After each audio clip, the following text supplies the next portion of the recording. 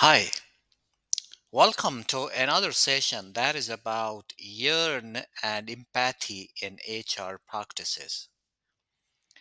This session is talking about the organizational approach to show care, to show desire of care to employees. When we talk about the term yearn, that means something, an intense desire somebody has about the workplace. Some person has a feeling of the work. That person loves the work. That person has positive desire about the work, towards the work. This is kind of thing when we talk about a positive attitude at the workplace. So that is the yearning term is being used in this session.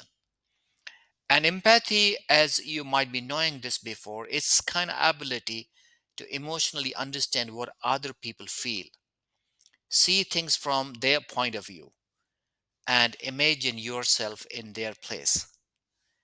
Now, these are the two terms that I prepared this session for you to understand. So, how that desire can be explored and how that empathy can be managed, can be practiced in the organization.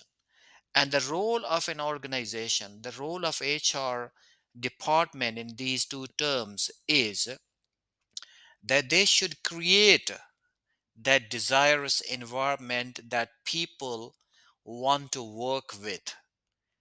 And that is possible when you show organizational utmost care to employees.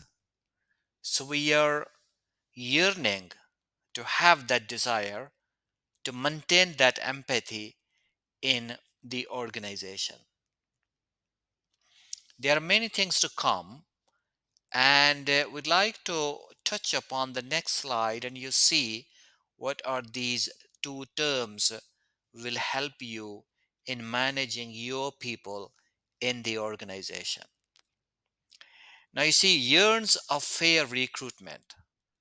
So, for example, HR people always keep thinking that we want to hire people who are really best people in the company.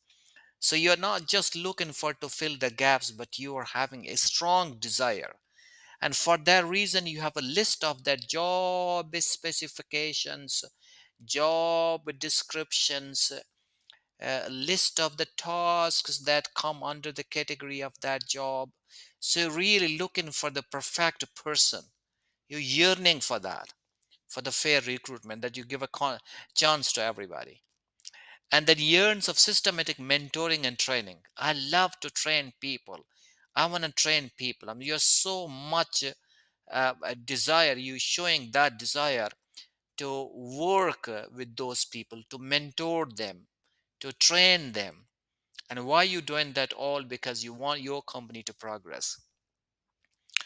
And yearns of clarity and performance appraisal in the system. This is the most important, the yearning, this point that you are really so happy, so enthusiastic, so much yearning, showing much desire to make people understand your criteria of performance, because you want people to perform them better in the company. You're not looking for that, you're hiding that criteria and waiting for people not to perform so that you can terminate them.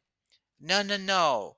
You are trying to clarify this performance appraisal system so meticulously, so clarity.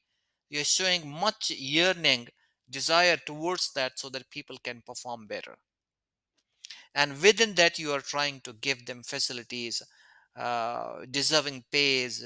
You got to give them recognition, respect, appreciation of good performance. Every time you got to appreciate them, because if they have done good work, all of these things are under the category of yearn, as I have just talked about. Then there's empathy of employees, work-life balance. Who's responsible? How it should be trained? Employees are there. we have to look to them and see what they might be feeling. What are their feelings? What are their concerns? Can we help them? You see yourself at the place of them and then feel what they need. And that the second point comes employee relations and transparent collaboration. When we say transparent collaboration, it's very much clear the clarity in communication about policies, directions, and goals of the company.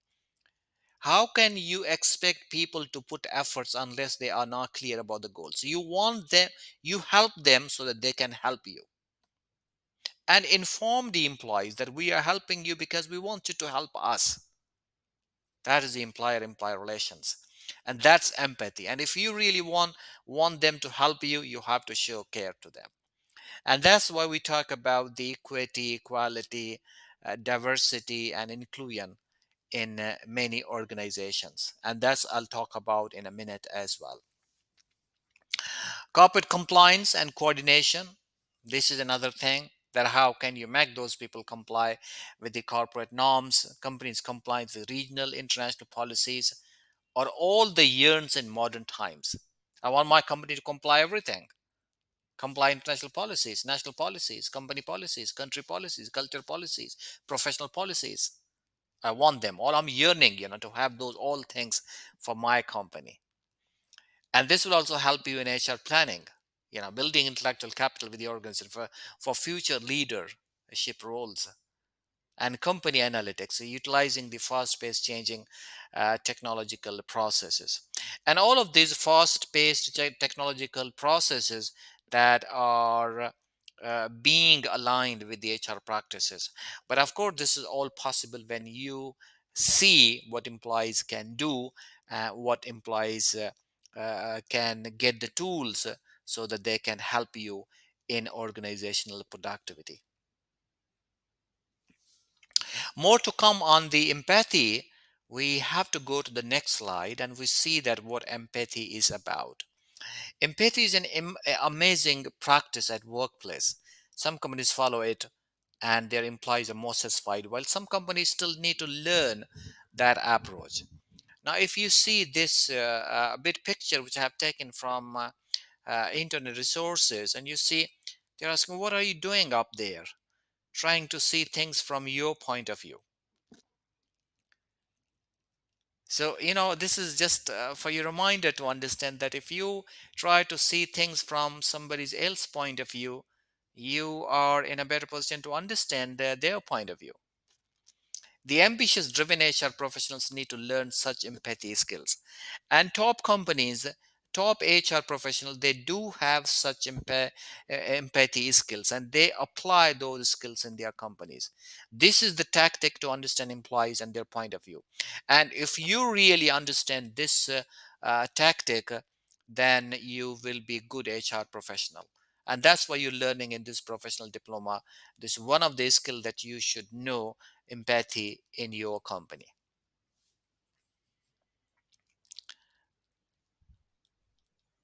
This is something quite easy for you to understand. There are many things that you might have seen, but empathy is like equity, diversity, inclusion. All of these things are actually important in the workplace, and the company is responsible to work in that one. But I was just wanted to give you this idea what equity is about. Let's rest of the things we talked, inclusion, we talked about the inclusive one. Diversity is very common. We have talked about diversity is everyone getting a different type of shoe. It's diversity. But the equity is everyone getting a pair of shoes that fits. And that is the most important thing. That is the most important thing that we have to learn, that everybody getting the one pair of shoes that actually fits them. Equality you're giving to everybody, but equity is most important than that. And of course, acceptance is understanding we all wear the different kinds of shoes and all those these ideas. I just brought this for your understanding so that you can understand what equity is about.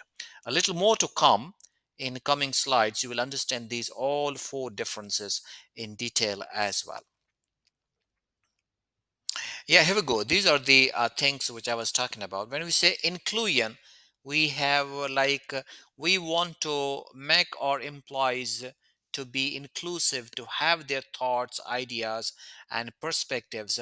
And all of those individuals, they are contributing to the organization. Now, organization listens to you, and then they will see if they want to utilize your points of view.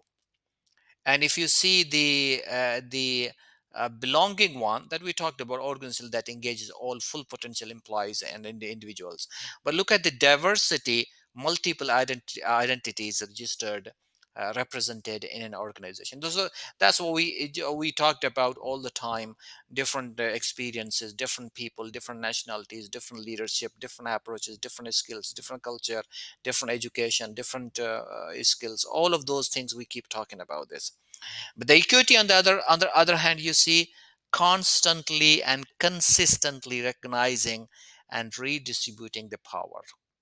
So that's what required. And you, as the HR professional, you are learning over there the difference between these all couple points, and then you think, oh, what is better? How can I use in my company so that you can maintain this empathy and equity, diversity, and inclusion? This is an example which I was talking about. You will see this example is the example that will help you to understand what is reality, what's equality, what's equity, and what is justice. Reality, one gets more than is needed, while the other gets less than is needed. Thus, a huge disparity is created in some of the places. I'm not generalizing this that it's everywhere, but in some places. But if that is the situation comes, that's not acceptable. Look at the equality. We got to give facilities equally to everybody. But there are some of the people that they need some more support than the other one because naturally they have some advantages. So did you find out, did you really go and have this empathy to understand that this equality is going to help the company or not? As you see, three aspects over there: who is supposed to get equality and who's supposed to get little more support to maintain this equality. And the same example is converted to equity. If you see, everyone gets the support they need. Everyone got a support that they need, which produces equity. And this is what in the organization sometimes happens.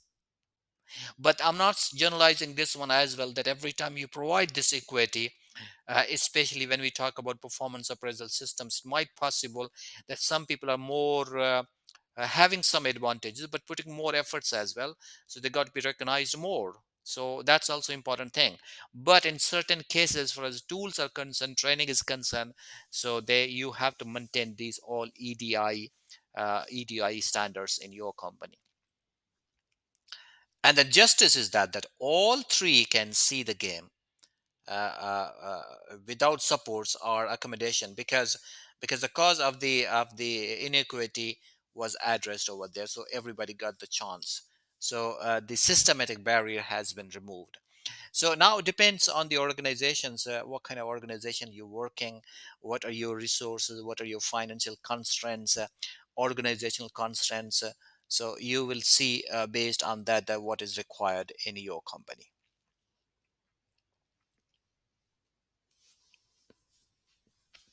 So this was the brief session that was about the yearn, as we talked about in a couple earlier slides, and then empathy, that is about that how you feel about other employees in that company.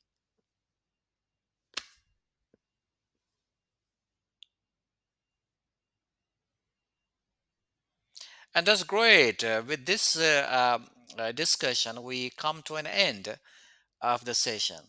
And as I always say, you have to be a smart HR professional. But with reference to today's session, yearn good things for employees.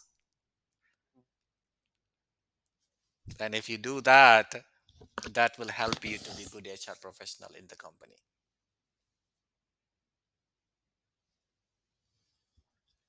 So congratulations, we have reached to the 25th one. That's a yearn and empathy we have finished. I hope you enjoyed this session. I look forward to see you soon in the next one. Thank you very much. Appreciate that.